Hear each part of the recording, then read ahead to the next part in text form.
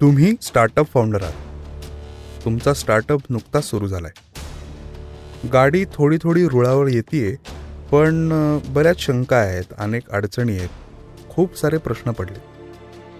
आणि या प्रश्नांची उत्तरं द्यायला किंवा प्रॉब्लेम्सवरती सोल्युशन द्यायला किंवा काही प्रश्न विचारायला आजूबाजूला पटकन कोणीच नाहीये.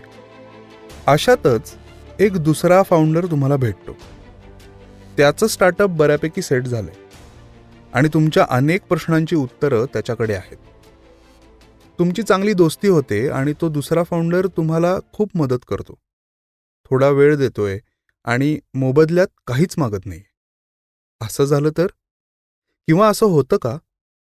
असं झालं तर तुम्हाला आवडेल का? तुम्हाला काय वाटतं ते मला नक्की सांगा. इंस्टाग्रामवर माझं हँडल आहे @sohams.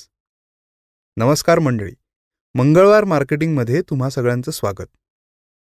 आपण आत्ता जे पाहिलं त्याच्यावरनं तुम्हाला थोडासा अंदाज आला असेल की दोन फाउंडर्समध्ये किंवा आपण स्टार्टअप इकोसिस्टीममध्ये फाउंडर्सचं बिहेवियर कसं पाहिजे, आपलं त्याकडे पाहण्याचा दृष्टिकोन कसा पाहिजे, याविषयीचा आजचा एपिसोड आहे. आता स्टार्टअप फाउंडर म्हणलं की असे प्रसंग तुम्हाला कदाचित आले असतील किंवा पुढेही येतील. आणि फाउंडर म्हणून आपण हे लक्षात ठेवायला पाहिजे की आपल्याला पडलेले प्रश्न, येणाऱ्या अडचणी किंवा लागणारी मदत याविषयी मोकळेपणाने आपण बोललं पाहिजे. याचं आपल्याला कोण उत्तर देईल हा विचार थोडासा बाजूला ठेवून जर का आपण डायलॉग सुरू केला तर ते आपल्यालाच फायदेशीर आहे. दुसऱ्या स्टार्टअपकडून आपल्याला काय शिकता येईल, आपण त्यातनं काही शिकून काही बदल करून पाहू शकतो का, याचा एक विचार प्रत्येक फाउंडरनी केला पाहिजे. आणि हीच खरी मजा स्टार्टअप इकोसिस्टीमची असते. म्हणजे खरं तर प्रश्न विचारायच्या आधी हे सुद्धा डोक्यात ठेवायला हवं की आपल्याला जर का कोणी असे प्रश्न विचारले तर आपण शक्य तेवढी मनापासून खरी खरी मदत केली पाहिजे.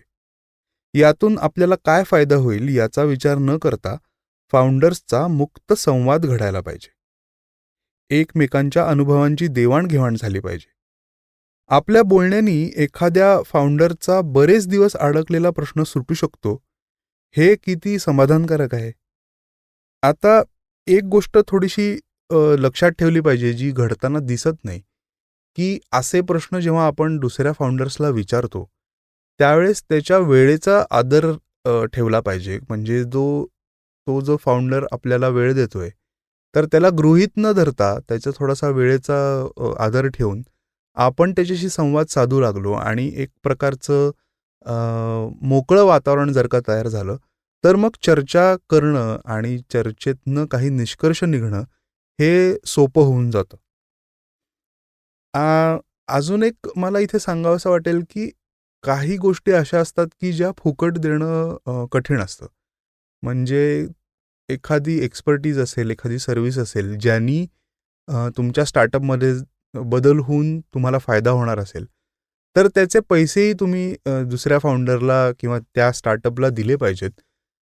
इथे एक आपण थोडा ॲडव्हान्टेज असा घेऊ शकतो की स्टार्टअप इकोसिस्टीममध्ये थोडं आपण बार्गेन करू शकतो किंवा बार्टर करू शकतो की माझ्याकडे हे आहे तर तू हे वापरू शकतोस आणि त्या बदल्यात तू मला हे कर. पण इथे एक जर का मित्रत्वाच्या नात्याने ह्या सगळ्या चर्चा घडल्या तर मग असा प्रश्न उपस्थित होणार नाही की मी खूप सारी माहिती किंवा प्रॉब्लेम्स घेऊन जातोय आणि त्याचा मोबदला मी दुसऱ्या फाउंडरला देत नाहीये. आणि जो मदत करतोय त्यांनी सुद्धा हा विचार केला पाहिजे की अरे त्या फाउंडरची किंवा त्या स्टार्टअपची आत्ता सुरुवात आहे, तर तेव्हा थोडीशी मदत करायला किंवा पैसे न घेता वेळ देणं किंवा दुसऱ्याचं ऐकून घेणं यात काही फार मोठं म्हणजे असं फार मोठं काम आहे असं नाही किंवा त्यात काही गैरसुद्धा नाही. इनफॅक्ट ते आपल्याला सुद्धा खूप समाधान देणारं असतं. आता तुम्ही म्हणाल की हे सगळं कशासाठी, म्हणजे हे का करायचं? तर स्टार्टअप इकोसिस्टीम आपल्या कुटुंबासारखी असते. इथे एकमेकांना मदत करायला विचार कशाला करायचा? थोडा फिलॉसॉफिकलच विचार केला तर कदाचित पुढे काही वर्षांनी म्हणा आपल्याला सुद्धा एखादी अडचण येऊ शकते किंवा मदत लागू शकते आणि तेव्हा असाच दुसरा फाउंडर आपल्या मदतीला धावून येऊ शकतो. टिपिकली इंडियन स्टार्टअप इकोसिस्टीमचा जर का तुम्ही विचार केलात तर ती आत्ता बरीचशी अशक्त म्हणणं चुकीचं आहे, पण थोडीशी नेसंट स्टेजला आहे, म्हणजे अर्ली स्टार्टअप इकोसिस्टीम आहे असं आपण म्हणू.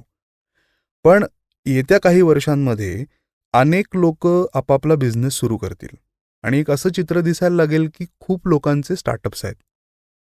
आता इथे जर का या असा ओपन डायलॉग जर का फाउंडर्समधला सुरू झाला, तर मग प्रत्येकालाच एक थोडासा सपोर्ट आहे अशी जाणीव होईल आणि त्यांची कंपनी वेगळ्या पद्धतीने या प्रॉब्लेम्सकडे पाहायला लागेल आणि त्यांना लवकर सोल्युशन्स मिळतील. म्हणजे या सगळ्या गोष्टींमुळे स्टार्टअप इकोसिस्टीम हळूहळू थोडीशी स्ट्रॉंग व्हायला लागेल आणि ही एकंदर स्टार्टअप इकोसिस्टीम जेव्हा बळावायला लागेल त्यावेळेस मार्केटसुद्धा त्या पद्धतीने रिॲक्ट व्हायला लागतं.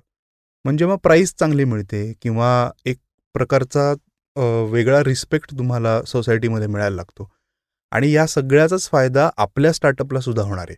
त्यामुळे फाउंडर्सनी हा विचार करायला नाही पाहिजे की एखाद्याला मी मदत करतोय तर त्याची कंपनी मोठी होईल.